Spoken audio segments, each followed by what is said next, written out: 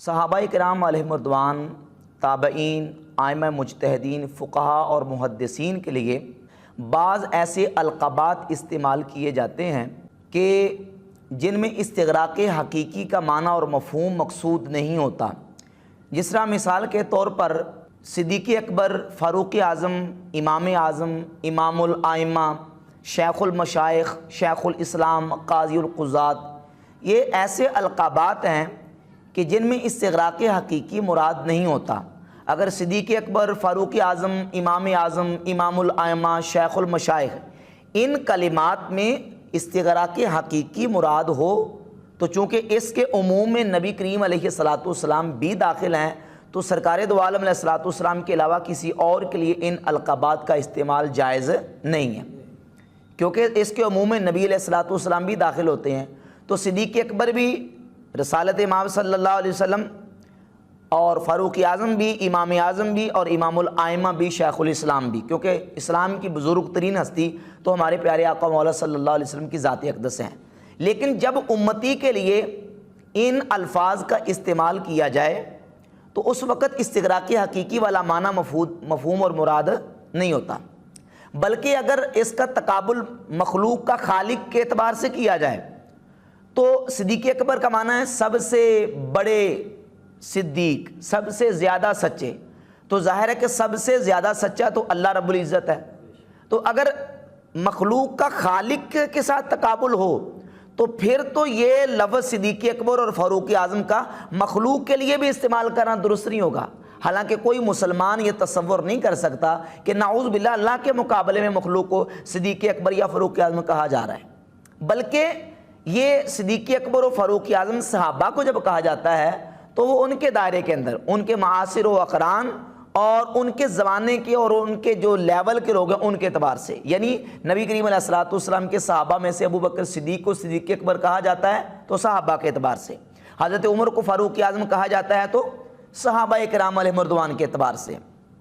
اب امام ابو حنیفہ کو جو امام اعظم کہا جاتا ہے تو وہ نعوذ باللہ صحابہ کے مقابلے میں نہیں کہا جاتا، یا نبی کریم علیہ الصلوۃ والسلام کے مقابلے میں نہیں کہا جا سکتا۔ کوئی مسلمان تصور کر سکتا ہے کہ کوئی مسلمان اس طرح کی نعوذ باللہ اس کی سوچ ہو؟ ہرگز نہیں۔ بلکہ امام ابو حنیفہ کو اگر امام اعظم کہا جاتا ہے تو وہ ائمہ متبوعین کے اعتبار سے، اپنے معاصر و اقران اور اپنے دور کے اعتبار سے، اپنے زمانے کے اعتبار سے، کہ اپنے زمانے میں جو ائمہ متبوعین تھے ان کے دور میں، ان میں سے سب سے بڑے امام ہیں امام اعظم ابو حنیفہ رحمۃ اللہ تعالی علیہ، یعنی علم کے اعتبار سے، تقوی و طہارت کے اعتبار سے، اور عمر کے اعتبار سے، اپنے مقلدین کے زیادہ ہونے کے اعتبار سے امام ابو حنیفہ امام اعظم ہیں رحمہ اللہ تعالی۔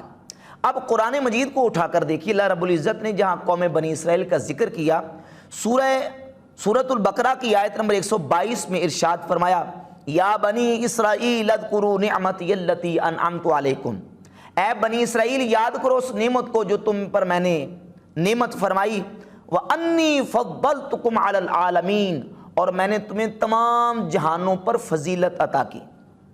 اب اس آیت کو اگر استغراق حقیقی کا یہاں مفہوم لیا جائے تو معنی یہ ہوگا کہ جتنے عالمین ہیں، انسان، جن، فرشتے اور جو کچھ بھی اللہ کی مخلوق ہے، ساری مخلوق سے افضل و اعلیٰ اور ساری امتوں سے افضل بنی اسرائیل کی امت ہے۔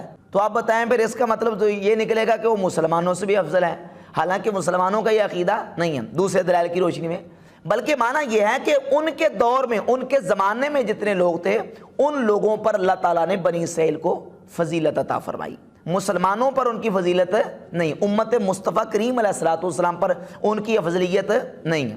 اب اسی طرح قرآن مجید کی سورۃ الانعام کی آیت نمبر 86 دیکھیں، اللہ رب العزت ارشاد فرماتا ہے، وَإِسْمَاعِيلَ وَالْيَسَعَ وَيُونُسَ وَلُوطًا وَكُلًّا فَضَّلْنَا عَلَى الْعَالَمِينَ، اور اسماعیل اور یسع اور یونس اور لوط، وَكُلًّا فَضَّلْنَا عَلَى الْعَالَمِينَ، اور ان تمام کو ہم نے تمام جہانوں پر فضیلت عطا فرمائی، تمام جہانوں پر فضیلت۔ اب تمام عالمین میں ظاہر اگر اس کے عموم کو مراد لیتے ہیں تو نبی کریم علیہ الصلوۃ والسلام کی ذات اقدس بھی شامل ہے، تو اس کا استغراق حقیقی کا معنی اور مفہوم مراد لیں گے تو اس کا مطلب یہ نکلے گا کہ ان تمام نبیوں کو نبی کریم علیہ الصلوۃ والسلام پر بھی افضلیت حاصل ہے، حالانکہ کوئی مسلمان یہ عقیدہ نہیں رکھتا۔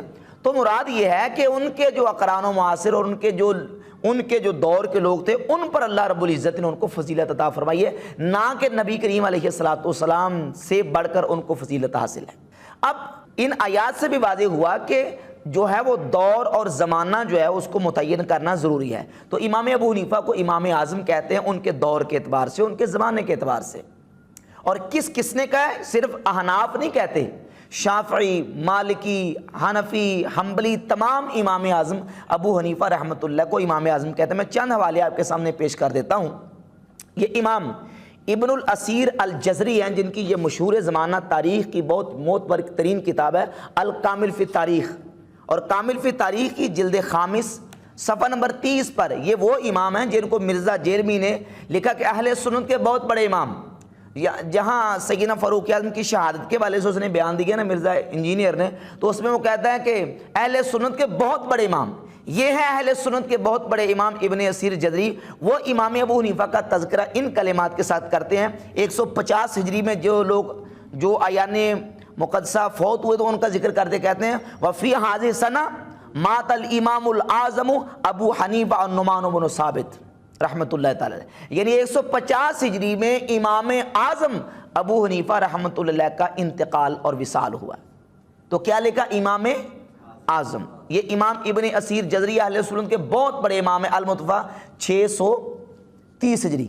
یہ بہت بڑے عظیم نقاد ہیں۔ امام حافظ ذہبی، ان کی کتاب ہے تذکرۃ الحفاظ، اس کی پہلی جلد کے صفحہ نمبر 127 پر امام ذہبی 126 اور 27 پر لکھتے ہیں امام ابو حنیفہ کا تذکرہ کرتے ہوئے، ابو حنیفہ تھا الامام الاعظم فقیہ العراق النعمان بن ثابت۔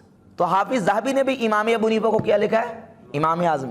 اور یہ حضور سیدنا شیخ عبد القادر جیلانی غوث پاک رحمۃ اللہ کی کتاب ہے غنیۃ الطالبین، جس کی جلد نمبر 2 صفحہ نمبر 85 پر حضور سیدنا غوث پاک سرکار رحمۃ اللہ علیہ جہاں امام ابو حنیفہ کا تذکرہ کرتے ہیں، کن کلمات کے ساتھ ان کا ذکر کرتے ہیں، حالانکہ وہ خود حنبلی تھے۔ امام سیدنا غوث پاک سرکار حنبلی تھے، یعنی امام احمد بن حنبل رحمۃ اللہ کے مقلد تھے۔ جب ان کا ذکر کرتے ہیں تو کہتے قال امامنا احمد بن حنبل روی عن امامنا احمد بن حنبل، لیکن جب امام ابو حنیفہ کا تذکرہ کرتے ہیں تو لکھتے ہیں ہوا مذہب الامام الاعظم ابی حنیفہ النعمان بن ثابت النعمان رحمۃ اللہ تعالی علیہ۔ امام ابو حنیفہ کا تذکرہ کرتے امام ابو حنیفہ کو امام اعظم کہتے ہیں۔ اچھا، یہ تھے ہمارے علماء اور اسلاف کے حوالہ جات، اور بے شمار حوالے موجود ہیں کہ اسلاف امت نے امام ابو حنیفہ رحمۃ اللہ کو امام اعظم کہا ہے۔ اب جب یہ لوگ مانتے نہیں ہیں تو ہم الزامی طور پہ ان کو حوالہ پیش کرتے ہیں کہ دیکھیں آپ کہتے ہیں کہ امام اعظم جو ہے وہ نبی کریم علیہ السلام کو صرف کہہ سکتے ہیں اور کسی امتی کو امام اعظم نہیں کہنا چاہیے، حالانکہ امتی کو جب کہا جاتا ہے تو ان کے زمانے کے اعتبار سے کہا جاتا ہے۔ تو ہم بطور الزام کہتے ہیں کہ دیکھیں جس طرح سیدنا ابو بکر کو صدیق اکبر کہتے ہیں، حضرت عمر کو فاروق اعظم کہتے ہیں، صدیق اکبر سب سے بڑے صدیق، فاروق اعظم سب سے بڑے فرق کرنے والے اور عدل کرنے والے، انصاف کرنے والے۔ اگر مانوی اعتبار سے دیکھا جائے، استغراق حقیقیت کے اعتبار سے، تو مخلوق میں سب سے بڑے صدیق ہمارے آقا کریم علیہ السلام ہیں، سب سے بڑے فاروق ہمارے آقا کریم علیہ السلام ہیں۔ لیکن صحابہ کو اگر کہا جاتا ہے تو وہ ان کے زمانے اور اپنے معاصر و اقران کے اعتبار سے، صحابہ کے اعتبار سے۔ جب ہم یہ الزام دیتے ہیں نا تو وہ کہتے ہیں، مرزا جیلمی نے کہا ہے کہ جی یہ جو ابو بکر کو صدیق اکبر یا حضرت عمر کو فاروق اعظم کہا گیا ہے، یہ بھی مولویوں نے ٹرم ایجاد کی ہے، یہ تو مولویوں کی طرف سے بدعت ایجاد کی گئی ہے، ہم تو یہ بھی نہیں مانتے۔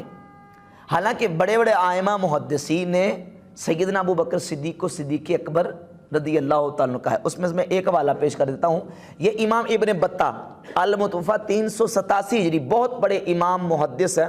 حافظ ذہبی نے لکھا قدوہ الامام، یہ ان کی کتاب ہے الابانہ عن شریعت الفرقۃ الناجیۃ و مجانبۃ الفرق المذمومہ، الابانہ، اس کے صفحہ نمبر 82 پر لکھتے ہیں ھذا یا اخوانی الصدیق الاکبر یتخفف علی نفسہ الزیغ ان ہوا مخالف شیئا من امر نبینا صلی اللہ علیہ وسلم۔ جناب ابو بکر صدیق کا تذکرہ کرتے ہیں، ان کا ذکر کس طرح کرتے ہیں؟ الصدیق الاکبر۔ اور یہ مرزا کے موضوع حوالے تو بہت سارے پیش کیے جا سکتے ہیں، یہ مرزا کے موضوع ہے۔ حافظ زبیر العزی غیر مقلد وہابی، یہ ان کی کتاب فتاوی علمیہ، فتاوی علمیہ کے صفحہ نمبر 140 پر ابو بکر کو صدیق اکبر لکھتے ہیں. مرزا صاحب کہتے ہیں سیدنا ابو بکر کو صدیق اکبر کا نام بدعت ہے. تو اس بدعت کے مرتکب مرزا کے اپنے ممدوح زبیر علی زئی صاحب بھی ہیں, اور اس بدعت کے مرتکب امام ابن بطہ بھی ہیں, اور حضور سیدنا امام اعظم کو امام اعظم کہنے پر اس نعوذ باللہ بدعت کے مرتکب تمہارے عقیدے کے مطابق شیخ عبد القادر جیلانی بھی ہیں, حافظ ذہبی بھی ہیں, اور امام ابن اسیر جزری بھی ہوئے. تو یہ بدعت نہیں ہے بلکہ یہ اسلاف امت کا طریقہ ہے کہ وہ امام ابو حنیفہ کو امام اعظم کہتے ہیں. اس سلسلے میں ایک بہت بڑا جھوٹ جو ہے وہ گڑا ہے مرزا نے اپنی طرف سے, جس کا حقیقت کے ساتھ دور دور کا کوئی تعلق نہیں. کسی دنیا کی کسی کتاب میں سند صحیح کے ساتھ وہ ایسی بات موجود نہیں جو مرزا نے جھوٹی بات کی ہے. وہ کہتے ہیں جی اگر امام اعظم کہنا ہے نا تو امام مالک کو کہو, کیونکہ امام مالک جو ہیں امام ابو حنیفہ سے فقہ میں بھی اور حدیث میں بھی بڑے امام تھے, بلکہ امام ابو حنیفہ تو امام مالک کے شاگردوں کے شاگرد ہیں. اچھا وہ کس طرح؟ وہ اس طرح کہ امام ابو حنیفہ رحمۃ اللہ علیہ کے پاس امام محمد بن حسن شیبانی آتے تھے جو کہ امام مالک کے شاگرد ہیں, حالانکہ وہ امام ابو حنیفہ کے بڑے چہتے شاگرد ہیں. کہتے ہیں جی وہ امام مالک سے احادیث سن کے آتے تھے امام محمد, اور وہ امام ابو حنیفہ کے پاس آتے تو امام ابو حنیفہ ان سے کہتے کہ جو امام مالک سے حدیثیں سنی ہیں مجھے بھی سناؤ, تو پھر ان سے وہ احادیث لکھ لیا کرتے تھے. تو اس اعتبار سے امام ابو حنیفہ امام مالک کے شاگردوں کے شاگرد بنے. لا حول ولا قوت الا باللہ. ایسا بدترین دنیا کا جھوٹ ہے کہ جس کا حقیقت سے دور دور کا کوئی تعلق نہیں ہے, اور پھر آپ خود یقین کریں گے کس طرح کا جھوٹ ہے. مثال کے طور پہ دیکھیں, اس کی میں وضاحت کرتا ہوں کہ امام محمد بن حسن شیبانی رحمۃ اللہ علیہ ان کی سن ولادت ہے 132 ہجری, 132 ہجری. امام ابو حنیفہ کی سن وفات ہے 150 ہجری. امام ابو حنیفہ رحمۃ اللہ علیہ کی وفات کے وقت ان کی عمر تھی 18 سال, اور یہ امام ابو حنیفہ کے شاگرد ہیں. 14 سال کی عمر میں امام اعظم ابو حنیفہ رحمۃ اللہ کی بارگاہ میں شرف تلمذ طے کرنے کے لیے آئے. 14 سال کی عمر میں 3 یا 4 سال امام ابو حنیفہ رحمۃ اللہ کے پاس پڑھا, اور جتنی دیر امام ابو حنیفہ کے پاس پڑھتے رہے اتنی دیر کسی اور کے پاس نہیں پڑھا. 150 ہجری میں امام ابو حنیفہ رحمۃ اللہ کا وصال ہوا.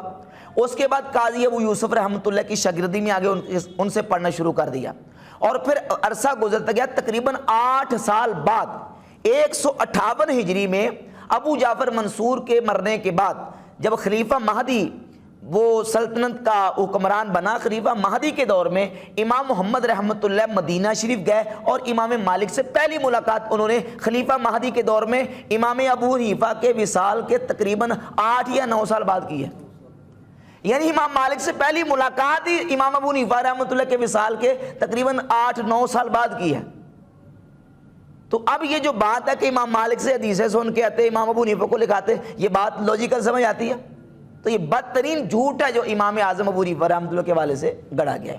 اب پھر 3 سال امام محمد رحمۃ اللہ علیہ امام مالک کے پاس رہے, ان سے علم حدیث مزید حاصل کیا, اور پھر واپس آئے. اور اس سلسلے میں ایک اور بات کروں کہ حقائق کیا کہتے ہیں. یہ جو کہتے ہیں امام ابو حنیفہ امام مالک کے شاگردوں کے شاگرد تھے, حالانکہ حقیقت یہ ہے کہ امام مالک رحمۃ اللہ علیہ خود امام ابو حنیفہ رحمۃ اللہ کی کتابوں سے استفادہ کرتے تھے. اس میں ایک حوالہ پیش کرتا ہوں, یہ امام شافعی رحمۃ اللہ کی کتاب ہے کتاب الام. کتاب الام کی جلد رابع, اور اس کا صفحہ نمبر ہے 267.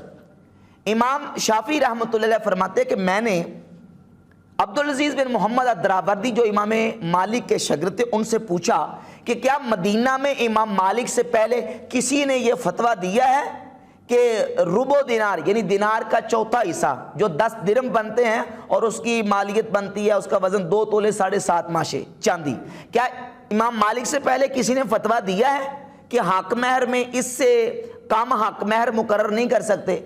تو امام دراوردی جو امام مالک کے شاگرد ہیں وہ کہنے لگے کہ نہیں, امام مالک سے پہلے یہ کسی نے فتویٰ نہیں دیا. اچھا اگلا جملہ قابل غور کہتے ہیں قال الدراوردیو اراہ اخذہ عن ابی حنیفہ تھا.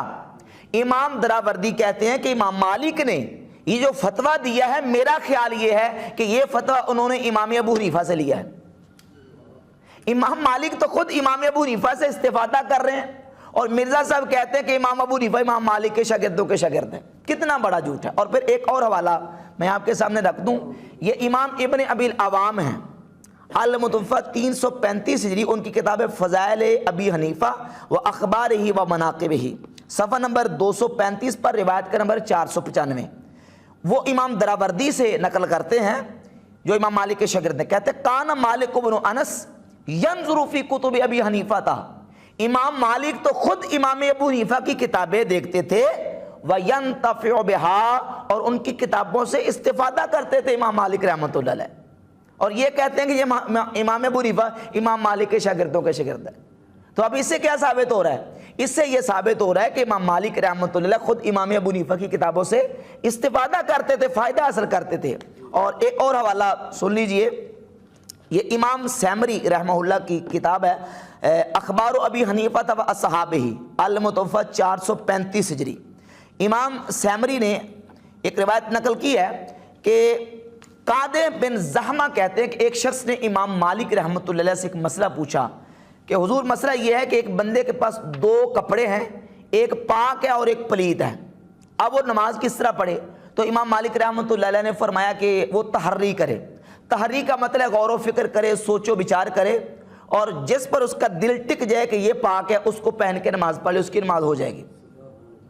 ابھی وہ مسئلہ پوچھ کے بندہ جا رہا تھا تو قادے بن زحمہ کہتے ہیں فَأَخْبَرْتُ مَالِكًا بِقَوْلِ أَبِي حَنِيفَةَ، میں نے امام مالک کی بارگاہ میں عرض کی کہ حضور امام ابو حنیفہ یہ فتویٰ دیتے ہیں۔